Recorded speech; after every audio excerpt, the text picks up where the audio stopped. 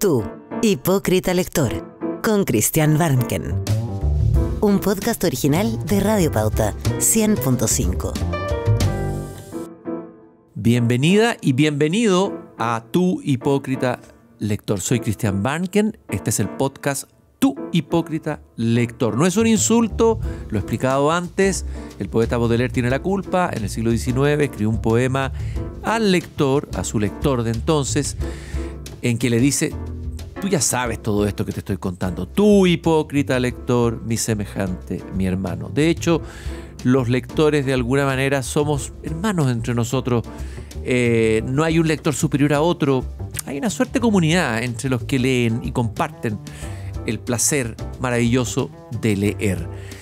Hoy día vamos a conversar con una mujer que estudió letras en la Pontificia Universidad Católica, pero que tiene muchas facetas. Eso lo hace ser interesante, entretenida, como interlocutora, como participante de una conversación como esta. Escritora, artista, comediante. Es conocida como la vieja cuica en una serie web del año 2016 con 23 capítulos y con mucho éxito.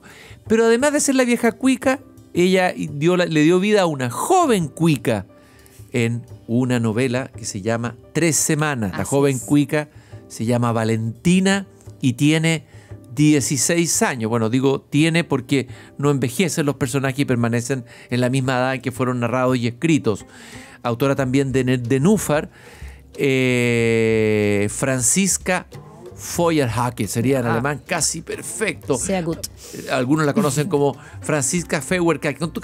Como todo tu apellido alemán, incluido el mío, uno permite todas las pronunciaciones. Sí. Ya cuando terminan Welkien el mío, ya y ahí como que digo, no tanto. O sea, seamos laxos, pero no tanto. Franziska, qué gusto de conversar contigo. Igualmente. De hipócrita lectora a hipócrita lectora. Así es, estoy muy contenta. Lo primero que bueno, yo también estoy contento de recibirte en esta conversación. A ver, lo primero que quiero remitirme un poco a tu infancia. ¿Tú fuiste lectora siempre o de repente te empezó a interesar la lectura? ¿Te convertiste en lectora? ¿Cómo fue eso? Sí, no, la verdad es que no fue, bueno, no sé en realidad si alguien nace como tocando libros y como queriendo mirarlos espontáneamente.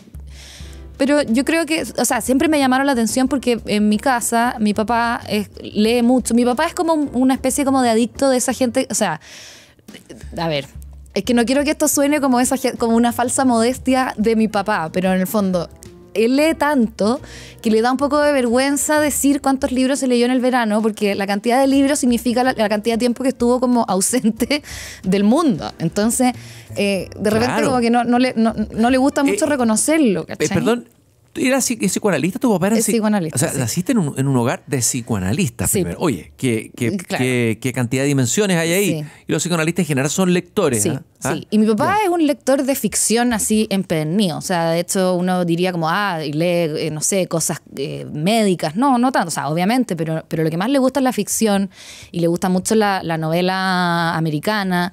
Entonces, y siempre está buscando un libro nuevo y el último, y siempre estaba con el último de Philip Roth y el último de Julian Barnes y el último de Carrera. Dime una cosa, pero perdón, pero él, ¿cómo hizo? ¿Te influyó? ¿Te obligó?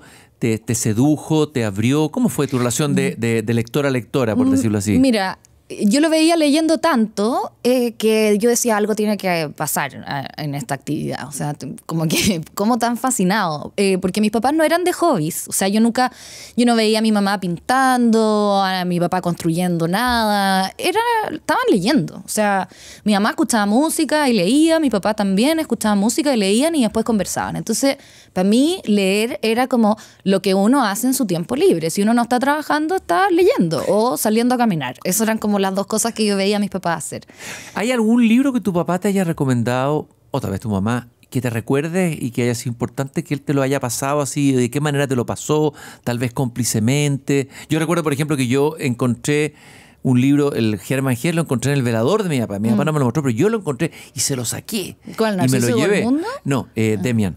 Demian. Y me lo llevé y fue una conmoción. Sí. Pero a ver, ¿qué pasó ahí con tu papá? A mí me pasó con el mal de Portnoy de Philip Roth, Yo era muy chica y a mí no sé, me llamaba tanto la atención este Philip Roth, me encantaba el nombre. ¿Tu papá era fanático de Philip Roth? Le gustaba, hubo una época en que se hizo como fanático y ahora ya no lo lee más, pero en un minuto como que lo leía harto. Y yo decía, este gallo, y me gustaba el nombre, me gustaban las portadas de los libros y yo decía, ay, y yo puedo leer esto, y me decía, estáis loca. O sea, ese libro es para mayores de 55 y yo tenía, no sé, 13 o no tengo idea qué edad.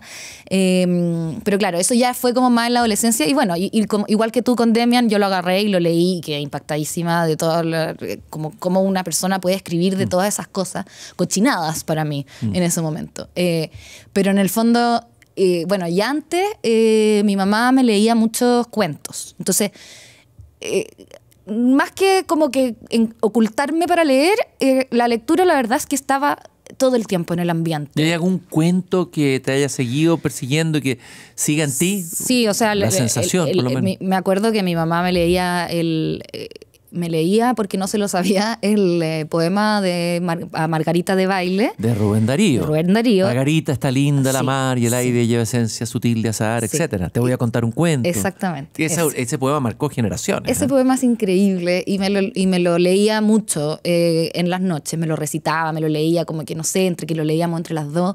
Eso y las crónicas de Narnia. Había mi mamá se compró un libro como medio cómic, que es precioso, como dibujado, con unos dibujos hermosos. Y después ese libro se perdió y ella hizo todo, buscó por cielo, mar y tierra para comprárselo a mis hijos, a sus nietos ahora. Y lo tengo de nuevo, ese libro que se había perdido y que era como tan... Ese es un libro talismán, sí, son sí. libros talismanes. Sí. Oye, pero volviendo a Philip Roth, que muchos nos están escuchando, a lo mejor no lo conocen, no es Joseph Roth, es Philip Roth, norteamericano, eterno candidato al Premio Nobel de Literatura, Sí. que nunca le dieron a ver. ¿Te quedó alguna novela? ¿Por qué te interesó después? Me interesaba, obviamente, porque cuando mi papá me dice que no se puede leer eso, es como, Imagínate. ya, entonces vamos a leerlo. Pero yo creo que no lo entendí muy bien a esa edad. Y después como que lo leí de nuevo y fue como, ya, como que... sentía que lo estaba leyendo de nuevo, efectivamente. No me resultó tan fascinante. Pero me acabo de acordar de otro, que a los 13 años el libro que yo ya dije como ya esto no puede ser más, era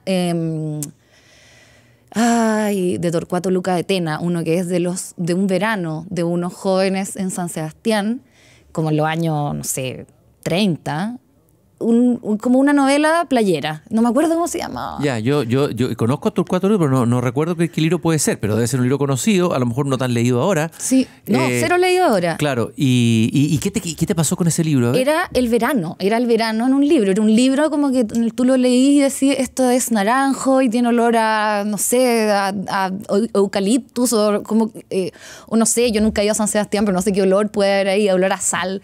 Y veía ya toda esta... no, obviamente que no lo ves, pero sí lo ves.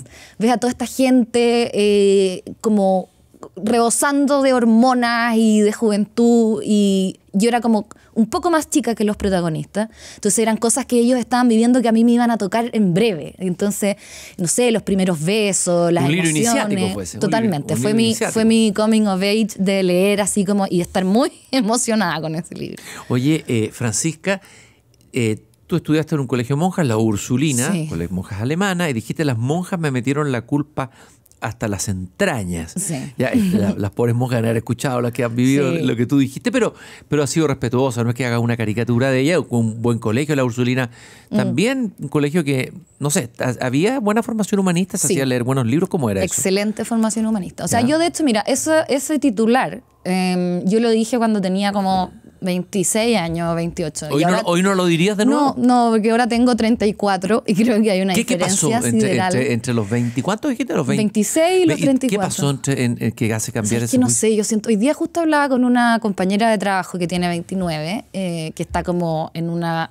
como joie de vivre, así como súper heavy. La alegría de vivir. Sí, está como que saliendo, carreteando, no sé qué. Y yo le decía, no sé cómo explicarte que algo pasa entre medio, entre los 20 y tantos y los 30 y tantos, que como que se te acaba un entusiasmo vital heavy. No se te acaba del todo, por supuesto, pero te empieza a dar lata ya, porque te empezáis a anticipar cómo va a ser ese carrete. Déjà vu, para seguir en francés. Exactamente. Ya visto, claro. ya visto. Uno dice, El carrete es cómo va a terminar obvio, es esto. que el que se acercó y te dijo algo. Es como un guión. Sí, es un guión. Y empezáis a cachar que el mismo gallo siempre habla la misma cuestión. a distinta, no, Sí. no a ti, que no eras la única a la que se acercaba diciéndote. Sí. Ahora, ¿y cuál es la joie de vivre ahora a los 34 años para ti, Francisca? Chuta, estar en la casa, tener tiempo para leer, tener tiempo para pintar, poder, no sé, reírme con mis niños, como que en el fondo que la vida en la casa sea una vida placentera que me entretenga. ¿Cachai? Creo que más que fuera, uno antes como que quiere salir y ahora yo estoy como tratando de hacer que en mi casa, de entrar y de pasarlo bien adentro. Y lo paso muy bien adentro. Pero no desde esta onda como nueva que hay ahora, que es como de no quiero salir porque estoy ansioso y tengo ansiedad. No, eso no es mi problema. Eso, hay como, ciertas influencers que hablan de eso, hay influencers que se dedican a es como que es la palabra de moda, como la ansiedad, y es como, pero ¿por qué es tan genérica la ansiedad? Y todo el mundo está enfermo de eso. A mí me llama mucho la atención. Oye, Francisca, bueno. ¿y había alguna monja ursulina que fuera lectora, que haya sido una profesora que haya marcado, que les haya regalado algo de abrirle el camino de la pasión por la lectura? 100%. O sea, eso te iba a decir antes de irnos por la rama. Que aquí nos vamos mucho por la rama. Después volvemos. A mí me encanta. Es un deporte. Mi deporte favorito. Ya. Discúlpame. No, está bien. Era un colegio que le ponía harto color al tema humanista. Las profesoras de castellano, para mí fueron, le decíamos, de lenguaje, eran profesoras que habían estudiado literatura, no eran como pedagogas en castellano. Entonces eran mujeres que venían muy, muy preparadas en literatura como real. Entonces estaban apasionadas por enseñar lo que estaban enseñando. Querían transmitirle a las niñitas que les interesaba la literatura todo lo que sabían. Entonces, conmigo lo lograron en el fondo, me conquistaron 100%, todas las profesoras. Entonces yo gracias a esas profesoras que tuve, que fueron como 2 o 3, yo estudié literatura. Y me acuerdo que hacían unas cosas en el teatro del colegio, en donde se juntaban todas las profesoras de literatura, y una vez les hicieron una pregunta, y dijeron, si tuvieran que ponerse de acuerdo cuál es el mejor libro que todas han leído. Y entonces hicieron una especie como de acuerdo y dijeron que era Memorias de Adriano, de la Marguerite Yourcenar. ¿Estás de acuerdo con ese libro? No lo leí, porque esos libros que como que te recomiendan tanto y que son y es tanto y se te transforman unos gigantes que uno dice, ¿sabes qué? Mejor no. Pero tienes que leerlo. Sí, es una maravilla. Lo volví a leer hace poquito. Es una maravilla cuando lo leí hace muchos años. Me había olvidado, tenía la sensación. Y se lo pasé a un hijo que es lector, que tiene 17 años. Y enloqueció. O sea, es un libro que sigue vigente y ella es una maravillosa escritora. Así que se lo recomendamos a todos los que nos estén escuchando, Las Memorias de Adriano. A ver, un libro, siempre hago esta pregunta aquí en el podcast, un libro que haya sido para ti un antes y un después, que es como que leíste el libro y después de leerlo, y ya pasaste como que fuiste a otra persona o pasó algo ahí. Bueno, me pasó mucho porque yo también he escrito, entonces cuando leí, bueno, en la universidad también leí, cuando leí a Tolstoy y a Dostoyevsky fue como que me vino como una especie de crisis, porque dije como... ya no tiene mucho sentido. Está todo escrito. Sí, y quedó tan potente que íbamos a ser aquí los otros pobres mortales que seguimos la línea de estos gigantes. Oye, siempre volvemos a Tolstoy. Estoy con varios invitados acá. Uno vuelve a los rusos, qué increíble. Como que no sé qué les pasó. O sea, estaban iluminados. Hay un momento, un momentum en el siglo XIX ruso. ¿Qué prefieres más, Tolstoy o Dostoyevsky? Que Tolstoy es más moralista, entonces para una época para mí me sirvió, como que me gustaban estas como ciertas como enseñanzas que tenía. Y Dostoyevsky yo creo que ahora estoy más por ahí, como más que en el fondo, sí, como que el mundo como que no hay tan el mundo es más horrible, no hay tantas reglas, no sé, y como que uno se labra su camino, no sé, es como Crimen y Castigo es como que, no sé, lo parto leyendo, ya lo leí, pero lo trato de leer de nuevo, como para recordar cómo están, o sea, siempre vuelvo también, como cuando estoy tratando de escribir algo, digo como ya, pero a ver cómo lo escriben estos genios, ¿cachai? Y sí, pero así como... Yo creo que así como de placer infinito fue Ana Karenina. O sea, como que no podía parar, no podía parar. Qué maravilla esa novela. ¿Cómo este hombre puede hacer eso? Y ¿sabes qué? Me pasó con un americano. ¿Y tienes algún recuerdo, alguna imagen de Ana Karenina, una sensación de algo de la novela que te quede, Sí, tengo imágenes, pero lo que más me llegaba era como esa sensación de estar leyendo algo tan bien escrito que te transmite una idea tan bien que tenés que como que cerrar el libro y como que te lo ponís como en el pecho y decís como, ya, a ver, qué chuta, acaba de pasar esto. Esta persona me logró decir algo y lo entendí demasiado bien y entonces eso era como un poco como doloroso porque cuando uno escribe y lee algo muy bueno, no sé, a mí me pasa que me desanimo.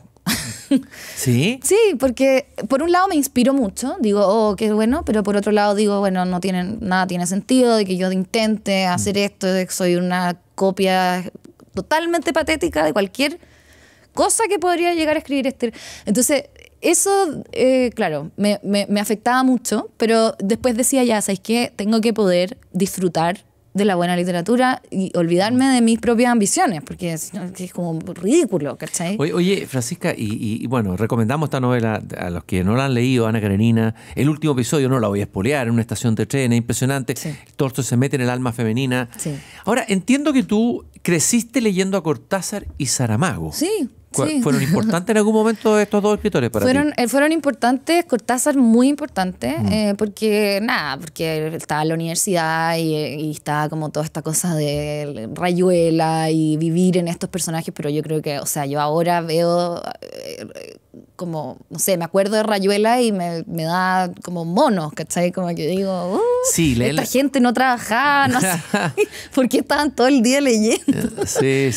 Como en la bohemia, ¿cachai? Y la musa que era la maga, esta Sí, mujer inaprensible. Y después yo tuve hijos y me di cuenta que esta mujer había dejado a esa guagua toser hasta morir. Bebé Rocamadour. Rocamadour. Qué terrible. No, entonces ahora como que la detesto y dije como que qué diletante esta gente terrible. Como que al final son la gente con la que yo jamás querría juntarme. ¿Cachai? Ahora. Ahora. ¿Y Saramago te ha pasado algo? O sea, que Saramago, ¿qué te marcó de Saramago? La posibilidad de ser chistoso escribiendo. Eso, y el humor. Cortázar también en los otros libros, en sus cuentos, de la fama. El humor es una dimensión importante en tu propia literatura, Sí. en tus libros, ¿no es cierto? Entre broma y broma, la verdad asoma. Sí. A ver, hablemos un poco del humor y los libros que tienen humor y que a ti te han marcado y en tu manera de escribir también. Sí, o sea, el humor. Si yo dijera, sí, o sea, claro, a ver, algo que yo creo que le faltaría a los rusos, aparte de que ya son perfectos, es un poco más de humor. Tienes toda la razón. ¿Cachai? Le falta humor. Sí. O sea, Dostoyevsky no tiene casi humor. No, pero en el fondo es tan completo y es tan como tremebundo que uno dice, no cabe aquí el humor, pero bueno. Kafka, en cambio, tenía humor. Parece que se Sí. reía mucho y hay humor, a pesar de que es súper fuerte lo que Sí. plantea Kafka. Ya. Sí. Entonces, el humor y la literatura. Para mí son como, a ver, si tú lográis hacer reír a alguien leyendo y que se emocione, o sea, yo creo que ya lograste el arte como superior y máximo. ¿Dónde no te has sé. reído más? ¿Con qué libro te has reído más? Así de reírte. Bueno, con Cortázar me he reído mucho.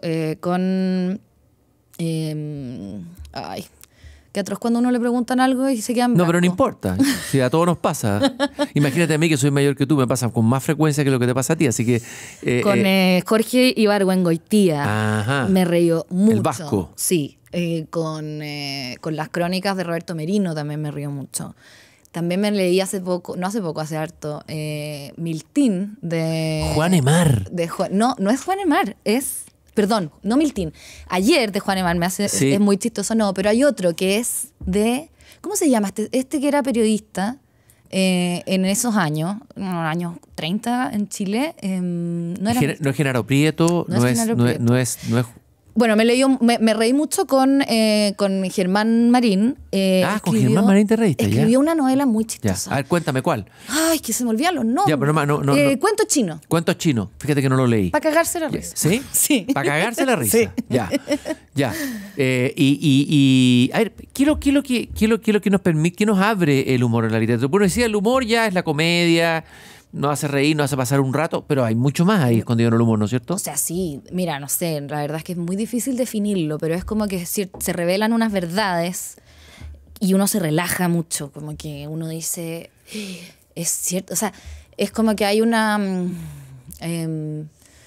A ver, es que a mí me pasa con los libros lo siguiente. Yo soy muy atormentada en general de lo que yo debiera estar haciendo, de lo que yo... El deber ser. Hay como una culpa. Esa es la culpa... Todo el rato, sí. Que tú le echabas la culpa a las monjas, ¿no es cierto? Sí, pero en realidad no tienen tanto la culpa ellas. Yo como que nací así.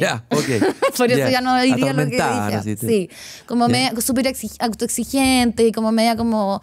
Entonces, cuando leo gente que logra hacerme reír y que logra hacer de cosas cotidianas de la vida... no sé cómo explicarlo, pero en el fondo digo, se me hace carne que nadie es monedita de oro, que no hay para qué sufrir tanto, que esta cuestión, y que hasta los serios ríen en el fondo.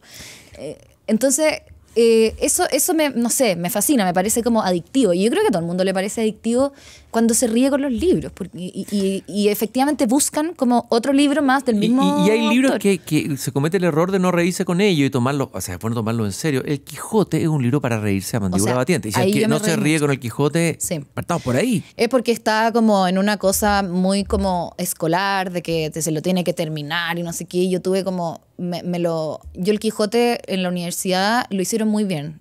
Fue como que lo leímos por capítulo, lo íbamos analizando clase a clase. Entonces teníamos la oportunidad de leerlo bien y de efectivamente cagarnos de la risa. ¿Cachai? Lógico. Pero claro, así esa gente que se lo meten por la garganta. Horrible, una tortura. Obvio que no se van a reír.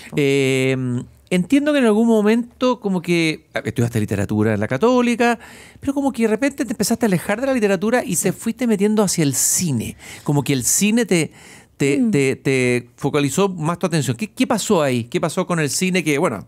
mientras estudiaba sí, mientras estudiaba como que, bueno, yo estudié en la Católica y era muy académica, o sea, como que no había mucho espacio para la escritura creativa, todo el rato nos decían como a nadie le importa lo que escribas, así que no escriban. ¡Qué pesado! Ningún profesor va a leer nada. ¡Qué pesado!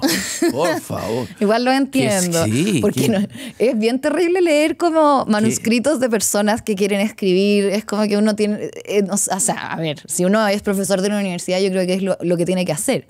Pero cuando a mí me mandan algo, me dicen, oye, ¿puedes leer esto que escribí? Para mí igual es una pesadilla, porque es como... Sí, lo entiendo. Perfecto.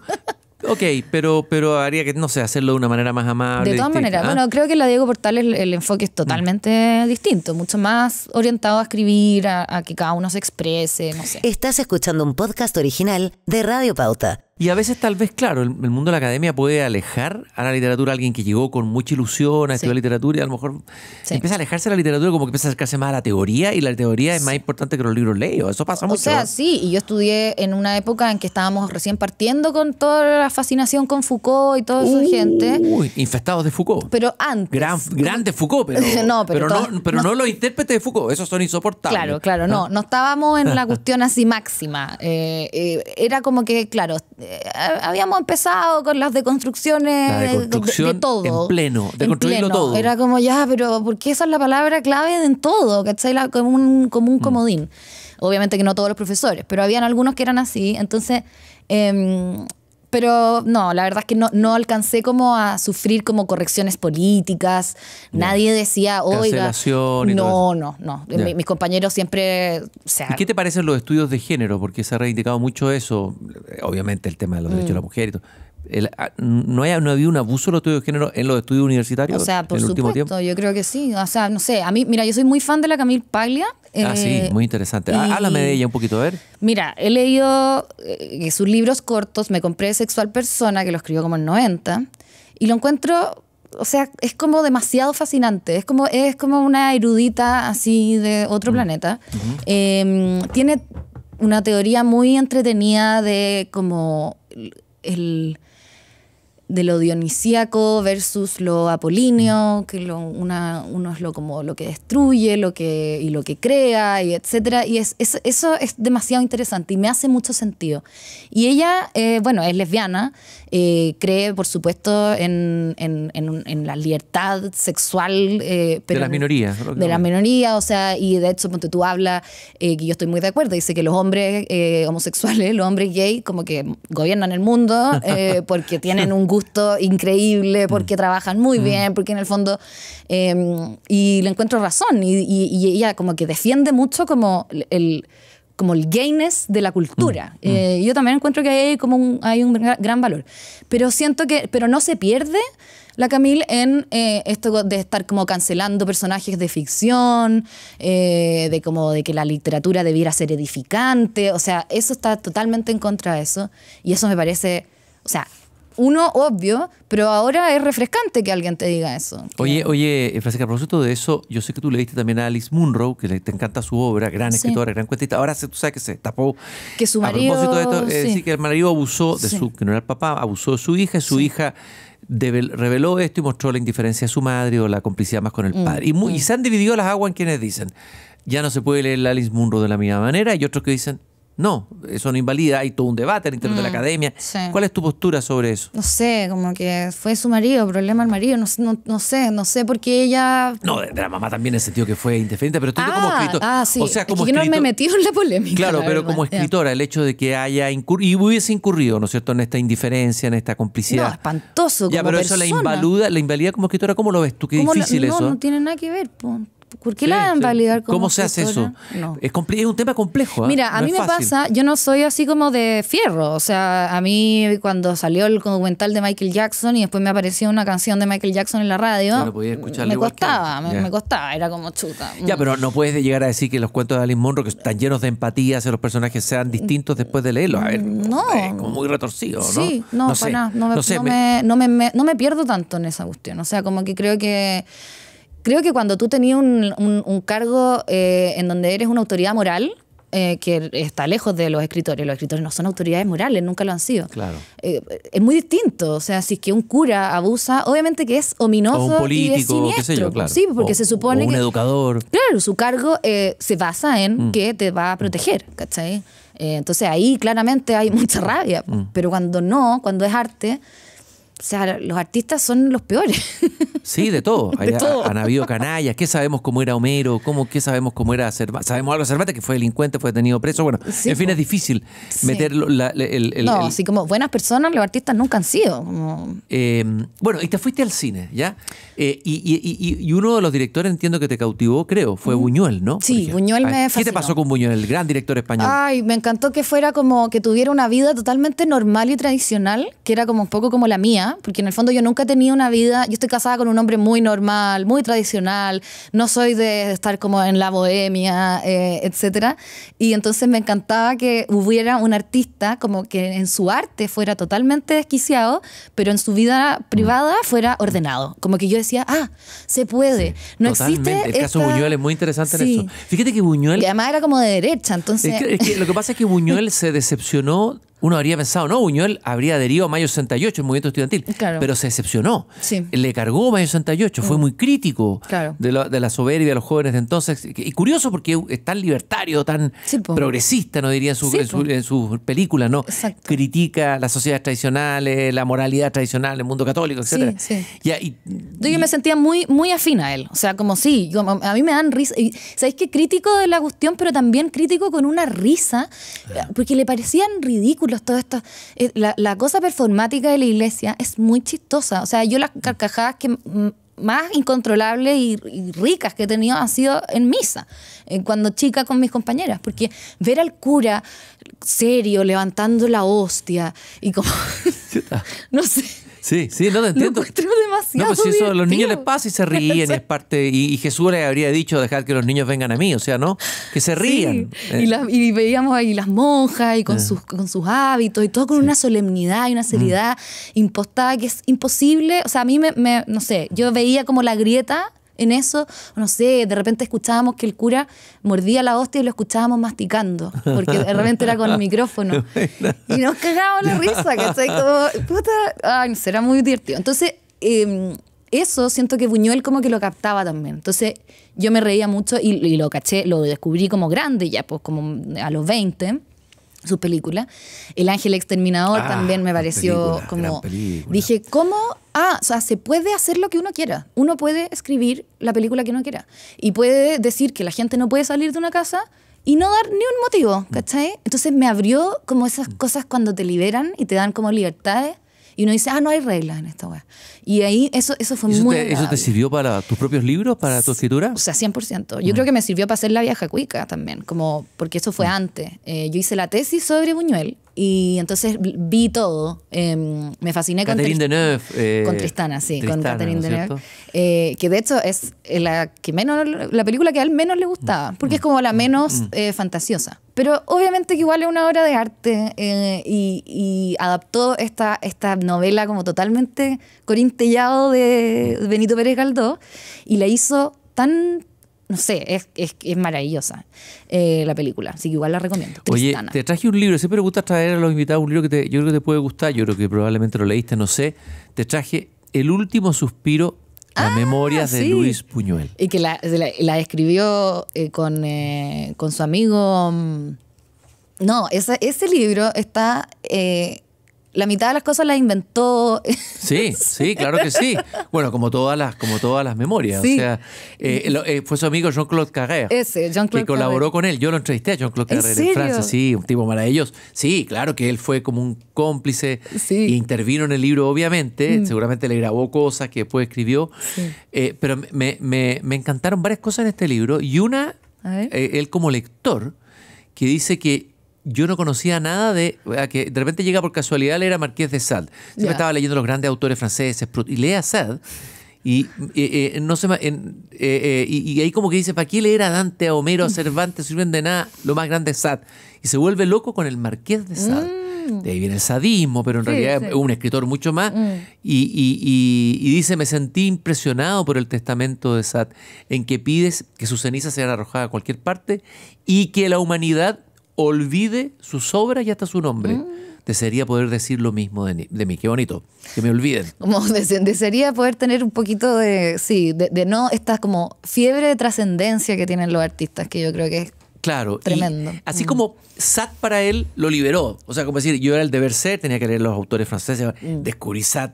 Qué gana haber leído a Sade antes. ¿Qué Claro. autor para ti fue eso? Bueno, él, o sea, Buñuel, haber En cine, visto pero en sus literatura. películas. En literatura. En literatura yo creo que, a ver, déjame, la tengo que pensar un rato. ¿Hay algunos autores contemporáneos a lo mejor que te hayan interesado? Sí. ¿O contemporáneas?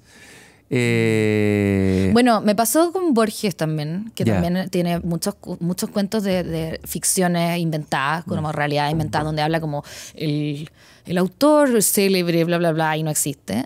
Y uno se ve como idiota googleando al autor y nunca existió. Claro. Eso también como que me liberó. O sea, como darme cuenta de que este gallo llegaba y decía lo que quería. Sí, pero tampoco era tan liderador porque también había muchas clases en la universidad en que decían como los cuentos tienen que funcionar como un reloj suizo.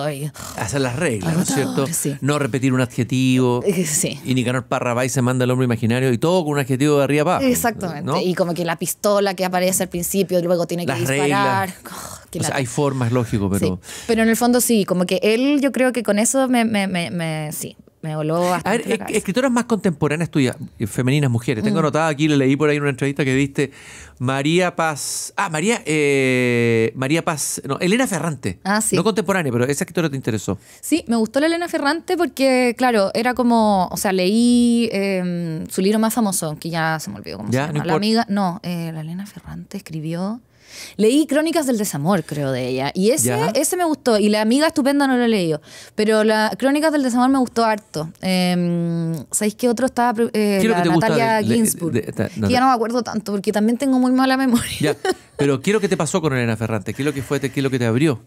Una cosa de feminidad como de media como descarnada, como abierta, pero como no sé, como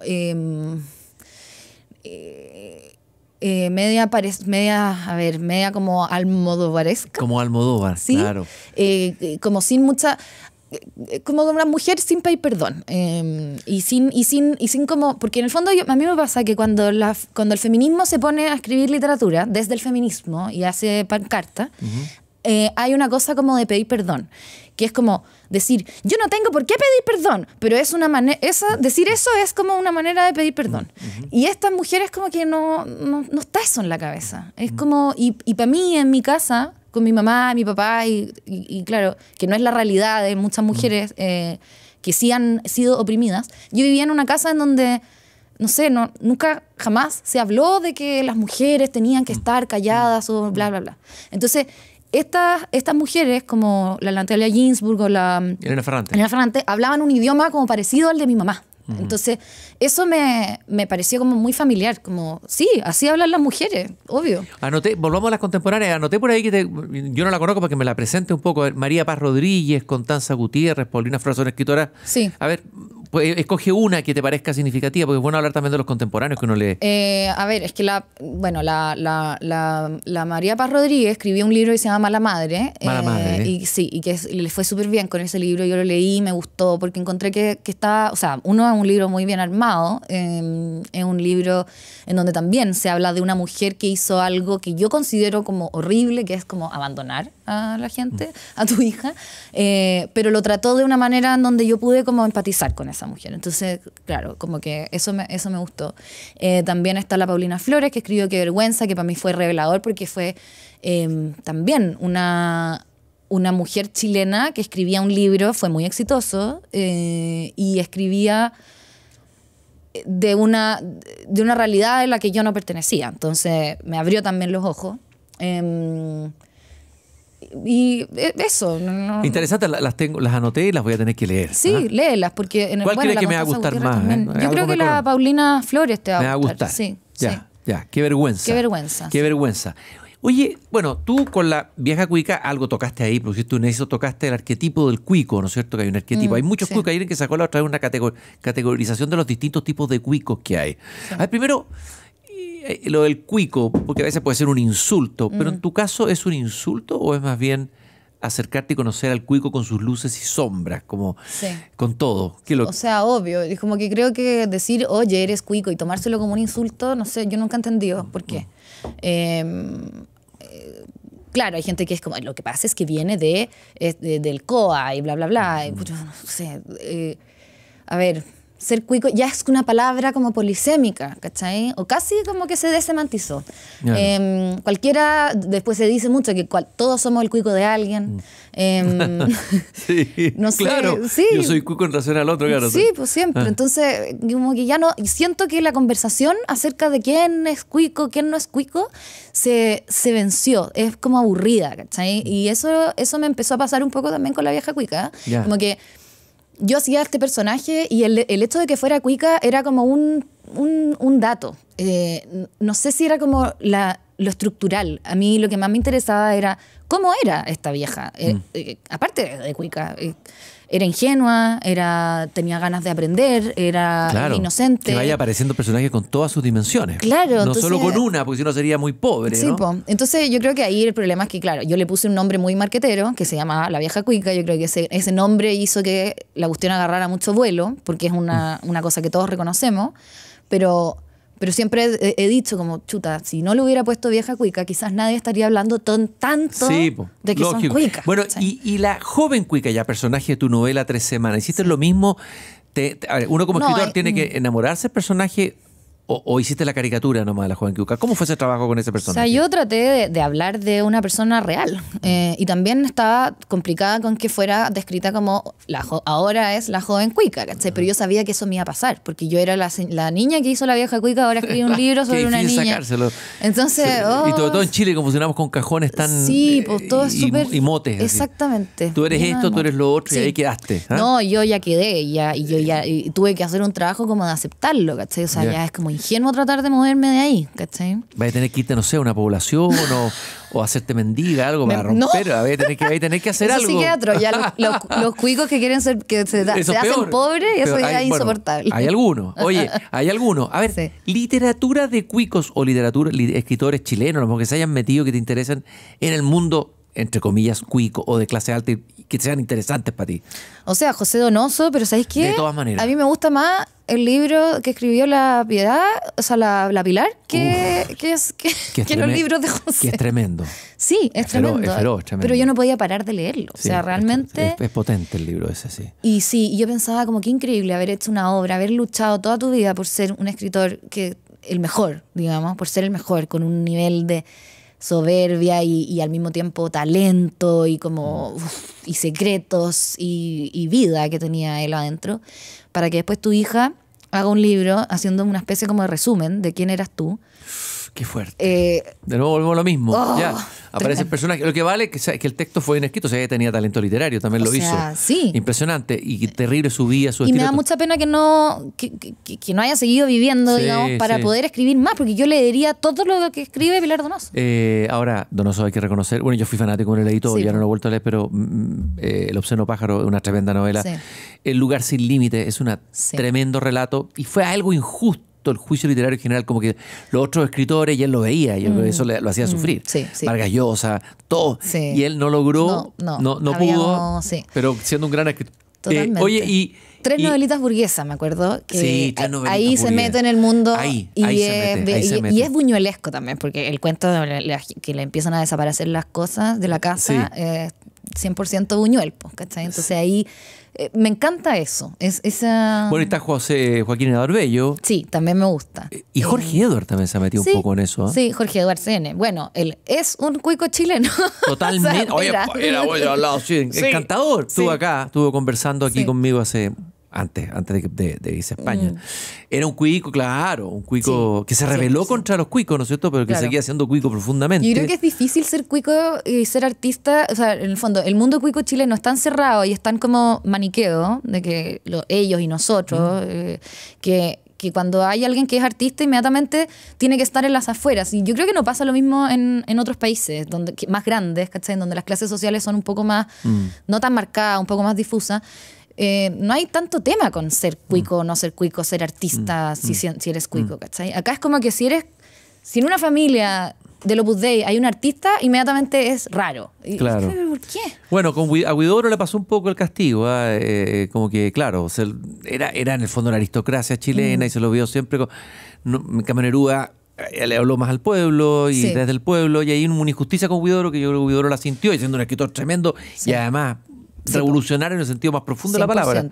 Oye, ya hablamos de Joaquín Eduardo Bello, hay una novela, si no la has leído tienes que leerla, que yo creo que entra en la burguesía chilena muy bien, es de Arturo Fontaine, Oír su voz. Ah, no lo he leído. Sí. No, yo leí... Te la recomiendo, esa es muy buena. Es buena como radiografía, muy polémica y todo. Es buena, Oír su voz de Joaquín. A ver, ¿en qué estás ahora como lectora? A ver, ¿hacia dónde te está llevando tu vida ahora? Sí. El momento, ya nos describiste un poco que hayas hecho una evolución, la vieja cuica ya va quedando como atrás. Sí. Mira, estuve leyendo, o sea, estuve como con un problema para leer ficción ¿Qué te pasó con la ficción? Me empezó como que empecé a querer leer otras cosas. Sí, como a enterarme de la realidad. Como que dije, porque igual yo me he dedicado todo el rato a la ficción, a las historias. Claro. Y también empecé a escuchar más podcasts, como más de actualidad, sobre todo este tema como del cambio cultural como que ha habido con todo esto que hablábamos de Foucault, y que ahora el péndulo va para el otro lado, ¿cachai? Entonces dije, esto me está interesando, como el comentario cultural. Entonces me puse a leer mucho en inglés, como a gente, ponte tú a Christopher Lasch, tiene un libro que se llama La cultura del narcisismo. Y es muy bueno, pero es antiguo, ¿cachai? Pero todo lo que dice se aplica a hoy en día. No habla del narcisismo así como funando a gente narcisa, sino que habla de cómo somos un sujeto, del individualismo, etcétera. Bueno, es genial. Entonces después de Christopher Lasch, bueno, a Camille Paglia, etcétera, y ahora volví a la ficción, por fin. Pero ¿Con quién volviste? Con Alberto Moravia. El escritor romano, estamos hablando del mismo. Sí. Que ya no lo lee nadie, Alberto Moravia. Nadie lo lee, no está en libros ni un lado. Es un gran escritor, tienes toda la razón. Es increíble. Fui a México, o sea, acá no está en ninguna librería. Fui a México y dije, aquí lo voy a encontrar. No lo encontré. Fui a 4 librerías de México. Pero si no está Alberto Moravia en las librerías, ¿cómo va a estar? No está, si nadie lo lee. Nadie. Y todo el mundo me decía, todos lo conocen, todos los libreros me decían, sí, y lo buscan, y no hay ni un ejemplar. Qué tremendo eso, llegar a una librería que no esté el libro de los grandes. No, la cagó. Y bueno, y entonces me lo compré por Kindle. Y solo lo encontré en inglés. ¿Qué te pasó ahí como ¿Qué encontraste? Porque uno decía que una lectora contemporánea, chilena, mujer, hoy día, leer a Alberto Moravia. ¿Qué te pasó con Alberto Moravia? Interesante eso. Bueno, escuché en un podcast gringo, escuché que había una persona que lo estaba leyendo y algo no me acuerdo lo que dijo, pero dijo algo que me hizo clic. Como que algo trataba habló de un título del libro, dijo que se estaba leyendo un libro que se llama Aburrimiento, no sé, ella lo hablaba en inglés, entonces boredom. Y a mí los libros, o sea, un libro que se llame Aburrimiento es inmediatamente un libro que quiero leer, sí. ¿Quieres meterte en ese? Sí. Bueno, tu hipócrita lector viene de volverte hablando del aburrimiento. Sí. Y si tú bien lo conoces, lector, se mete en el aburrimiento. Y ahí Moravia se mete también en el aburrimiento. Y entonces esa es la novela que estoy leyendo ahora y es fascinante. Es fascinante. Fascinante. Aburrimiento. Ah, Noia debe ser en italiano el original. Noia, sí, yo creo. Lógico. Oye, vamos a leerlo. Sí, por favor. Vamos a buscarlo. Yo lo puedo leer en italiano, mamá, así que lo voy a buscar. Suerte. De Alberto Moravia Noia. Nos has dejado una estupenda recomendación, inesperada, como tiene que ser todo el gusto de literatura. Bueno, los escritores desaparecen en el tiempo, dejan de estar de moda, pero yo creo hay que ir a que buscarlo. necesito que vuelva. Tienen que volver. Que empiecen a reeditarlo a alguien, no sé, Seix Barral. Muy interesante la lectura y vamos a ver qué te va a pasar con eso para tu propia escritura también, ¿eh? Sí, ojalá me empiecen a dar más ganas de escribir ahora. Ahora no estoy escribiendo, estoy en la preescritura, digamos, de escribir. Estoy siguiendo, no sé si tú cachai de la Julia Cameron. Sí. Ya, estoy haciendo Cuenta quién es ella para quien... Julia Cameron es una mujer, de hecho, estuvo casada con Scorsese. Después se separó. Pero en el fondo, ella es muy famosa por haber escrito un libro que se llama El Camino del Artista, en donde... es como un curso escrito de 12 semanas en donde ella te dice que tienes que hacer dos cosas fundamentales. Uno son las páginas de la mañana, que son escribir 3 páginas en la mañana, una especie como fagocitando todo lo que uno tiene en la cabeza. Una especie como, es como que una analogía media fea, pero es como ir al baño, pero en la cabeza, ¿cachai? Y eso no es literatura, no tiene por qué estar bien escrito, pero son 3 páginas que uno escribe sagradamente. Y eso sirve para matar al censor interior que uno el super tiene. yo, sí, es terrible. A ese que uno le está diciendo feroz. todo el rato, pésimo, castra. cómo se te ocurre, no tenés vocabulario, Sí, bla, bla, bla. Entonces, ahí uno como que lo va matando con estas páginas. Ella te dice que esto escriba y no las leas en menos de 2 meses, o sea, como que de verdad las dejís descansar y que algo va pasando en el tiempo, se van generando unas cosas medias mágicas y uno empieza a hacer otra cosa. Puede que no resulte en un libro, digamos, pero uno se pone, o sea, el hecho de sentarte y empezar a escribir, aunque sea cualquier cosa, es la única manera de escribir. Finalmente. Es una tremenda recomendación y regalo que nos dejas a todos los que tenemos alguna pretensión de escribir algo un día y los que están escuchando y que también tengan ganas de escribir algo. Francisca, fue un gusto conversar contigo. Gracias. Salieron muchas cosas, tomé muchas anotaciones de libro de recomendaciones, de luego de Moravia, me voy a buscarlo inmediatamente. Sí. Noia, Aburrimiento. Sí. Gracias por haber compartido tu mundo lector aquí en el podcast Tu Hipócrita Lector. Muchas gracias. Y a los que nos escuchan, los invitamos a seguirnos en Spotify y a buscar todo el catálogo de otras conversaciones tan interesantes como esta. Y los espero en una próxima conversación de Tu Hipócrita Lector. Muchas gracias. Tu Hipócrita Lector, con Christian Warnken. Un podcast original de Radio Pauta 100.5.